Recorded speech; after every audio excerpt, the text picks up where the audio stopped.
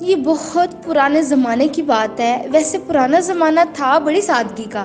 بادشاہ بھی عام انسانوں کی طرح کبھی کبھی بھیس بدل کر گھومتے پھرتے نظر آتے تھے تاکہ اپنی غریب رعایا کا حال معلوم کر سکے۔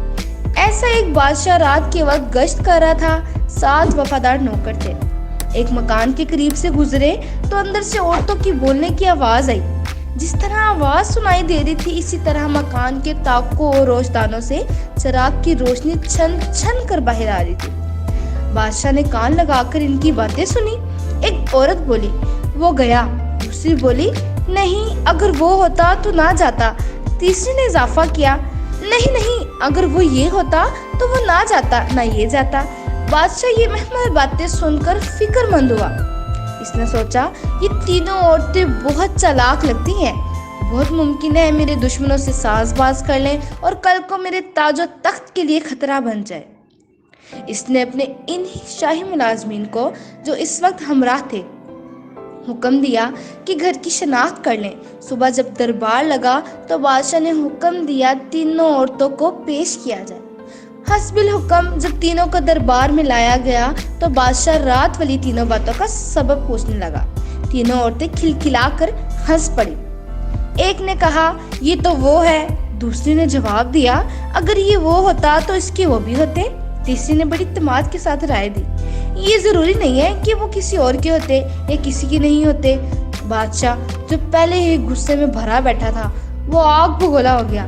میان سے تلوار نکالتے ہوئے اس نے کہا، تم تینوں کو اب میں اپنے ہاتھ سے قتل کروں گا۔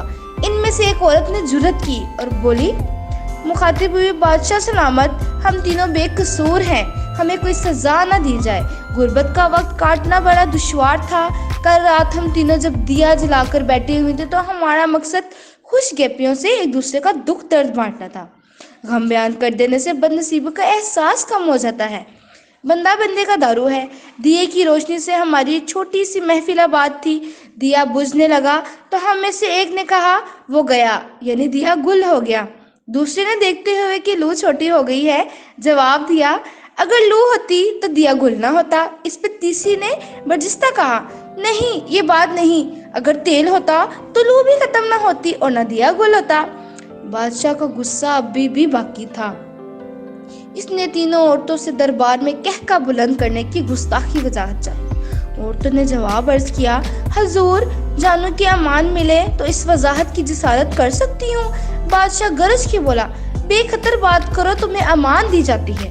عورتوں نے جواب دیا، بادشاہ سلامت، ہمارے ہنسنے کی وجہ یہ تھی کہ ہم معمولی ذہن کی عورتیں جب آپس میں گفتگو کو آسانی سے جان لیتی ہیں، مگر اتنی بڑی سلطنت کے بادشاہ ہونے کے باوجود یہ باتیں آپ کی سمجھ میں نہ آئیں۔ چنانچہ ہم میں سے ایک نے کہا، یہ بیل ڈانڈ ہے۔ دوسری نے کہا، اگر یہ بیل ہوتا تو اس کے 2 سینگ ہوتے۔ تیسری نے خیال ظاہر کیا، بعض بیل سینگ کے بھی ہوتے ہیں۔ بادشاہ نے تینوں عورتوں کی ذہانت پہ مبنی جوابات سن کر انہیں معاف کر دیا۔